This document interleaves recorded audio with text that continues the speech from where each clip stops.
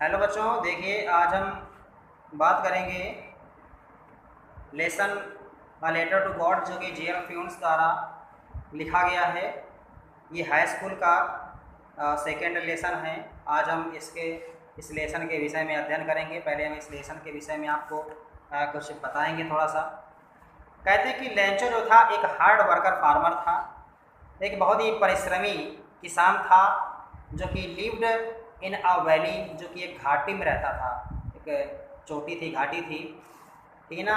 On the top of the low hill, एक जो है एक पहाड़ी थी, उसकी निचली सतह पर, अर्थात निचली सतह की घाटी पर वो रहा करता था। वन मॉर्निंग, एक सुबह, ही faced Reundu to a serve snowfall resulting a total damage of his crop. एक बार सुबह की बात है, उसने क्या हुआ कि एक सुबह उसने देखा क्या कि एक दिन स्नोफॉल हुई, बर्फ़बारी हुई, और उस बर्फ़बारी ने उसकी सारी की सारी फसल को नष्ट कर दिया था। He turn to God in distress and wrote a letter to asking him to send money। और इसी में जब उसकी सारी फसल नष्ट हो गई तो उसने भगवान को एक पत्र लिखा, और उसमें लिखा कि भगवान, हे भगवान, मुझे कुछ धन उधार दे दीजिए, या धन मुझे भेज दीजिए। आ पोस्टमैन सा द लेटर टू गॉड। जब एक पोस्टमैन ने, डाकिए ने, जब इस भगवान के पत्र को जब देखा, and to him to the post master, जब वो पोस्ट मास्टर के पास ले गया, जो डाक विभाग का अधिकारी था। हु सर्वप्रथम तो हु फर्स्ट लॉफ, सबसे पहले तो हंसा, and then he was surprised at the faith of the writer. इसके बाद वह उस लेखक के इस विश्वास पर आश्चर्यचकित हो गया। He collected some money from the employees and sent it to Lencho along with a letter. एक पत्र के माध्यम से उसने सारे पैसों को कलेक्ट किया, इकट्ठा किया, जो कर्मचारी थे उस डाक विभाग के, और उसके अधिक पैसों को इकट्ठा करके लेंचो को जो है उसने पत्र के माध्यम से भेजा। When the Lencho got the letter with the money, जैसे ही लेंचो ने उन पैसों को लेटर के साथ उस पैसों को प्राप्त किया, एंड काउंटेड इट लेस, उसने जब गिना तो उसमें कम पाया, तो ही फेल्ट फ्यूरियस, वो बहुत ज़्यादा फेल्ट फ्यूरियस हुआ। So he wrote another letter to God, बहुत परेशान हुआ, गुस्साया, इसलिए इस वजह से उसने क्या किया, भगवान को फिर से उसने दोबारा पत्र लिखा, और asking him to send the rest of the money not to you by the post. और अंत में उसने जो है जब दूसरा जब पत्र भगवान को लिखा, तो उसने लिखा कि हे भगवान, अब जो आप बची हुई रकम जब मुझे भेजिएगा, तो आप उसको इस डाक विभाग के द्वारा मत भेजिएगा, तो as a post office employees were punch and crew, क्योंकि जो डाक विभाग के जो कर्मचारी हैं बड़े ही बेईमान हैं। तो इस तरीके से इस लेसन के बारे में आपको जानकारी हुई, थोड़ी सी जानकारी अब इस लेसन के बारे में दे देते हैं। तो स्टार्ट होता है लेसन के बारे में। The house the only one on the entire valley, ये जो घर था, the only one in the entire valley, संपूर्ण घाटी में मात्र एक ही घर था, जो कि set on the crest of a low hill, जो कि पहाड़ी की निचली सतह पर स्थित था। फ्रॉम हिज हाइट, उसकी ऊंचाई से, वन कुड सी, हम देख सकते थे, द रिवर, नदियों को, and the field of ripe corn, और पकी हुई फसलों को, जो है डोटेटेड विद द फ्लावर, लहराते हुए फूलों को, दैट, जो कि ऑलवेज, जो कि सदैव वादा किया करते थे, प्रॉमिस किया करते थे, अ गुड हार्वेस्ट, हमेशा एक अच्छी फसल के होने का संकेत दिया करते थे।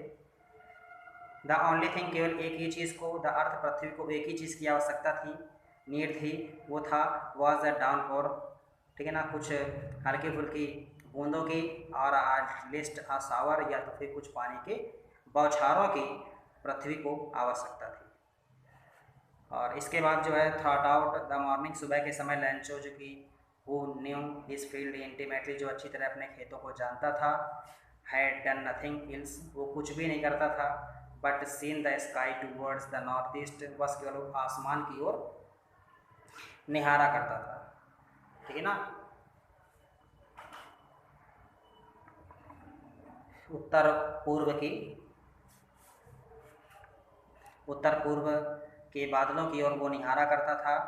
Now we are really going to get some water woman. ठीक है ना। उसने एक महिला से बोला कि नाउ अब लगता है, वी आर रियली वास्तव में going to get some water, क्या लगता है कुछ वर्षा होने वाली है। किस महिला से उसने बोला? द वुमेन, वो उस महिला से बोला हु वॉज प्रिपेयरिंग सफर, जो कि भोजन पका रही थी। उससे वह उत्तर देती है कि यस, हाँ, गॉड्स विलिंग, लगता है भगवान की भी यही इच्छा, ईश्वर की भी यही इच्छा है। द ओल्डर बॉयज, बड़े लड़के, were working in the field, खेतों में काम कर रहे थे। वाइल, जबकि द स्मॉलर वन, जबकि छोटे बच्चे, were playing near the house, घर के पास खेल रहे थे। Until the woman called to them all, उस महिला ने जो भोजन पकाती उसने उन सबको बुलाया, कम फॉर डिनर, भोजन के लिए। It was during the meal that, उस वक्त भोजन का समय था। Just as Lencho had predicted, जैसे कि लैंचो ने भविष्यवाणी की हुई थी, उसी के अनुसार big drop of rain began to fall, एक बड़ी सी वर्षा की बूंद आ करके गिरी। एंड द नॉर्थ ईस्ट, और उत्तर पूर्व से हग माउंटेन्स, ठीक है ना, बड़े बड़े हिग माउंटेन्स, बड़े बड़े बादल, बड़े बड़े पर्वत, ठीक है ना, ऑफ क्लाउड्स, बादलों के, कुड बी सीन अपॉर्चिंग, आते हुए दिखाई दिए। The air was fresh and sweet, हवा भी बड़ी तरोताज़ा और सुगंधमयी बह रही थी।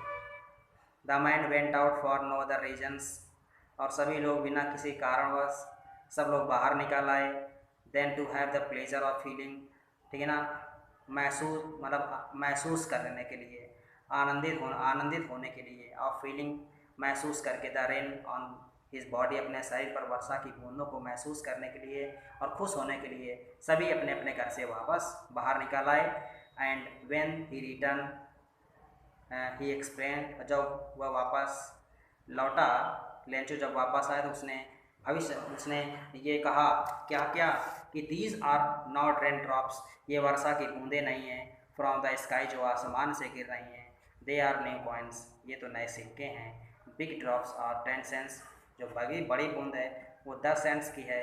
And the little ones are 5, और जो छोटी वाली बूंद है वो 5 सेंट्स की है।